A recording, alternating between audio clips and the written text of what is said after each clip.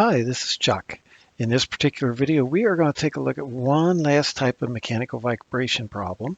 In this situation, we're going to look at a problem where the system has some type of an object suspended from a spring. It elongates or displaces the springs from its natural position.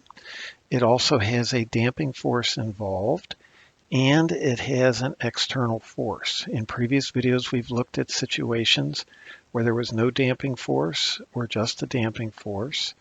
In this one, we're going to include both a damping and an external force. The idea of an external force is there's maybe like you're driving down the road, the external force would be the speed bump that the tire impacts along the way. Now, we are given some information here. We're going to assume that the object has a mass of 3 kilograms. It's suspended from a spring. And when you attach it to the spring, it stretches the spring 39.2 centimeters from the spring's natural position. The initial displacement of the object is 20 centimeters down. Okay. Now remember, down is the positive direction, so this is going to give us an initial displacement that's positive, and we have an initial velocity of 10 centimeters per second upward, which is going to be a negative velocity. There's a damping force of 45 newtons. This is in the metric system. And this damping force is 45 newtons when the velocity is 50 centimeters per second. And we have an external force being applied of 10 times the cosine of omega t. Notice in this, we also have a situation where resonance is going to be experienced as the external force is applied. Okay, because we are presented the information in a metric system, we don't need to convert from a weight to a mass. 3 kilograms already is a mass, so we can skip that first part where we use mass is equal to weight divided by gravity. Since we're in the metric system, we're going to use a gravitational constant of 9.8 meters per second. Now notice this is meters per second, which means we're going to need to go through the information in our problem where we're given centimeters, which is like there and there, and we're going to need to then convert those measurements to meters. All right, first thing we're going to do here is we're going to convert our value for compute our value for K, and that's just the mass times gravity divided by the elongation due to the mass on the spring, which is going to give us our mass of 3, gravitational constant of 9.8, and remember it was 39.2 centimeters, which is 0.392 meters. This gives us then a value for K of 75. With the system experiencing resonance, we can compute the natural frequency omega g, and recall that's defined as being the square root of K divided by M. K, which we just computed, is our 75, goes right there, and the mass which we were given is 3, so it's going to give us the square root of 25, or 5. Now, we have a damping force in this, so we're going to need to next compute our value for gamma with our damping force. Our damping force is 45 newtons, and it's going to be equal to gamma times 0.5. Now, where did this 0.5 come from? This 0.5 came from, moving on up here, okay, the velocity is 50 centimeters per second, okay, when you achieve a damping force of 45 newtons. So 50 centimeters is the same as 0.5 meters per second. So that's going to allow us to put our 0.5 meters in there. And we're going to wind up with our gamma value is 90. This then allows us to go back to the equation that we started back several videos ago, where we have m times the displacement second derivative u double prime plus gamma u prime plus ku equals f of t. F of t is going to be the new thing in this problem. Okay, we're not going to have a homogeneous equation this time. We're going to have, if you notice down here, when we start substituting values in, our mass is 3. Well, that's going to be right there. Okay, we're going to have our gamma value is 90. Our K value is this 75. And then our external force is going to be this 10 times the cosine of omega t. But remember, we computed omega. It's up there at the top of the screen. Oh yeah, that's equal to 5. So that's where this 5 comes in. So we've got all kinds of stuff coming into play here. Be careful. Remember the 50 centimeters per second, talking about the, here, we'll find it up here, talking about the situation with the damping force. Okay, that's where that comes into play.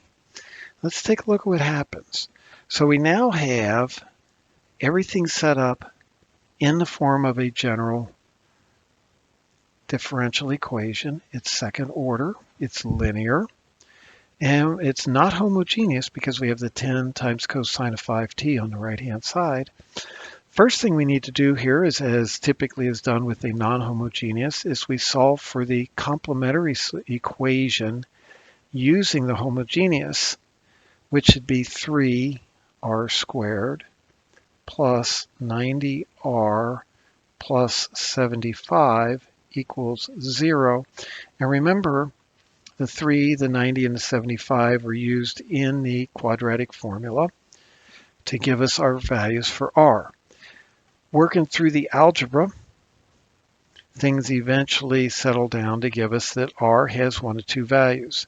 It's either going to be the negative 15 plus 10 square root of 2 or negative 15 minus square root of 2, which then allows us to produce the complementary form of our displacement equation, which is going to be C1 e to the R1 times t, plus C2 e to the R2 times t, which is the equation you see there at the bottom of the screen. What we need to do next is, now that we have a complementary solution, we need to work toward computing a particular solution. In this particular case, our particular solution is going to be of the form a cosine of 5t, remember the 5 is the resonance, plus b sine of 5t. Now, we're going to take our particular displacement equation and substitute it into our original equation that we just produced.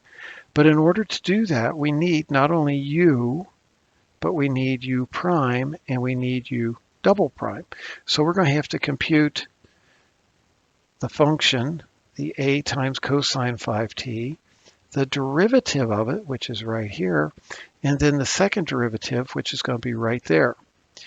When we take these three equations and we substitute them appropriately into our displacement equation, what we're going to have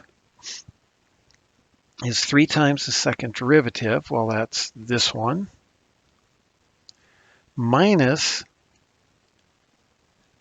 plus 90 times the first derivative, well, that's going to be this one, plus, then we're going to have 75 times our original equation, which is going to be this. As you distribute the 3, the 90, and the 75, you wind up with this equation that's down here at the bottom of the screen. And notice that the 75 a cosine 5t, as well as the 750 b sine 5t, cancel out, leaving us with just this negative 450a sine 5t.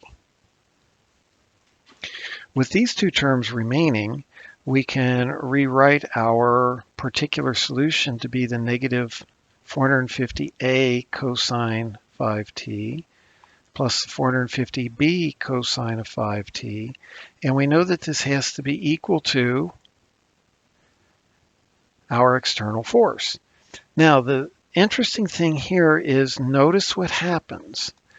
On the right-hand side, we have a cosine of 5t, Well, that will correspond to this, which gives us a 450b cosine 5t equals 10 cosine 5t.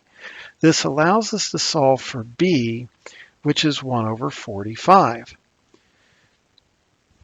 Notice also in our equation that's at the top of the screen here, we have a negative 450a sine of 5t, and over here we actually have some sine, but it's 0 times the sine of 5t, which means our coefficient a has to equal 0, which we get right down here.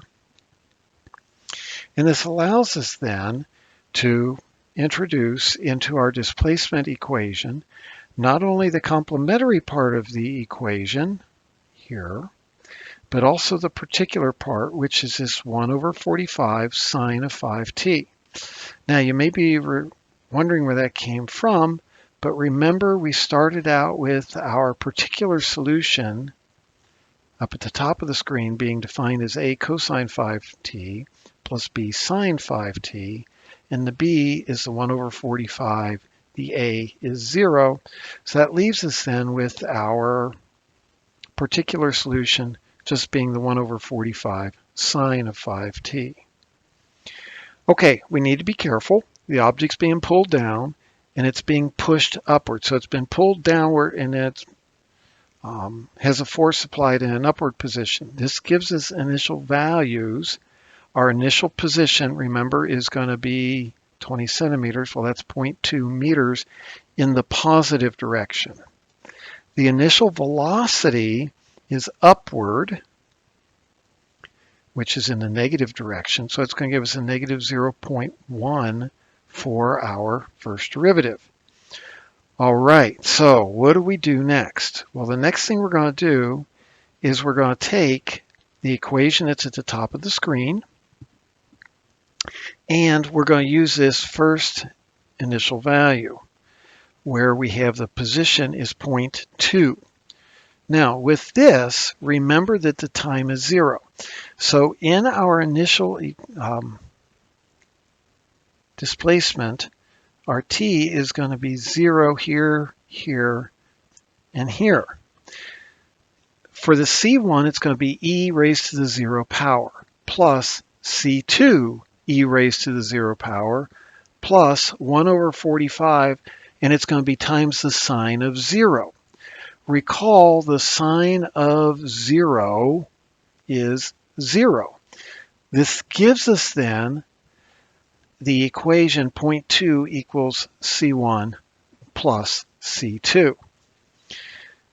In order to use the second piece of information from our initial values, we now need to compute the derivative of our displacement equation. And when we do that, let's take a look up here. At the top of the screen, what I'd already done is I converted the minus 15 plus or minus that 10 square root of 2 to a decimal value. Makes it a little bit easier to deal with as we move forward. And I'm going to take the derivative of this, which is going to give us a negative 0.857 C1 e to the negative 0.857.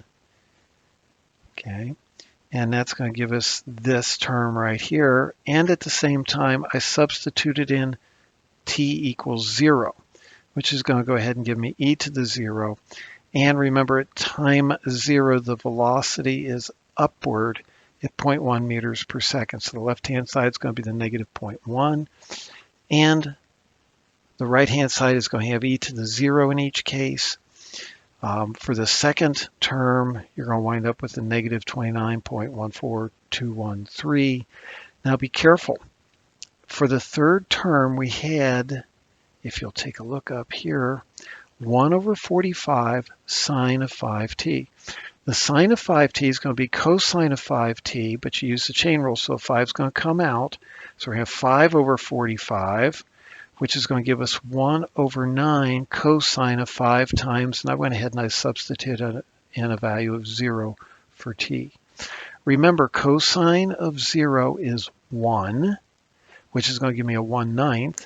Now what I did was I went ahead and I subtracted the 1/9 from the negative 0.1, which gave me a negative 0.2111 on the left side, equals, and then I've got this negative 0.857 business times C1, negative 29.142 times C2, which gives us a pretty nasty looking set of equations to solve. The first equation is not bad, which has the yellow star by it, but our second equation is that.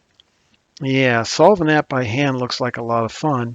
So what I did is I went ahead and I created a matrix A in my TI-84 calculator. Recall there was a video a couple of weeks ago on how to use Gauss-Jordan on your calculator. And I went ahead and I plugged these two equations into a matrix, did the Gauss-Jordan by using this command here. It's under matrix, then you go over to math and pull up this command, then you go over to matrix once again, and under matrices you pull up A or wherever you happen to store that particular system of equations, and it gives us our values for C1 and C2 a lot more easily than working it all out by hand. So this then gives us our displacement equation as being this C1. Now the C1, I didn't go ahead and copy it down again, but it's going to be this 0.1986. You get the idea for C1. C2 is going to be 0.001398 for the C2.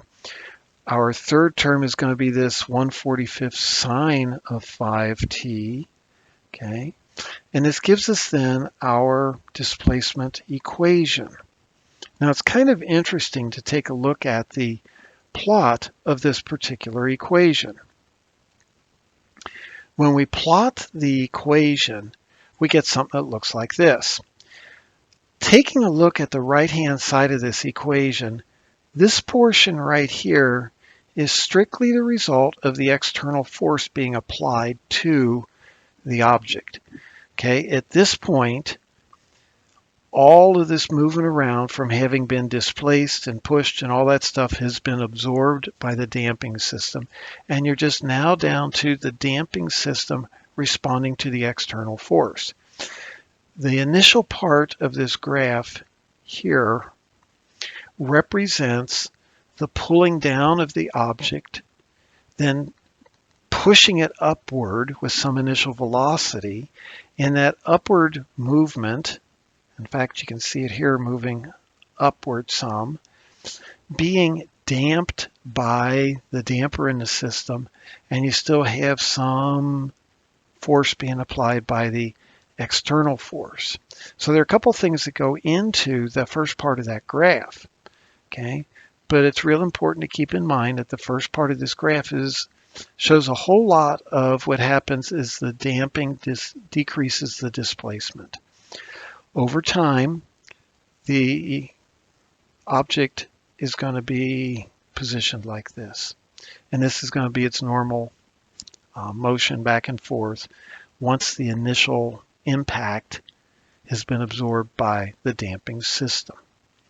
Quite a bit going on in these, but they're not horrible to do. I hope this makes sense.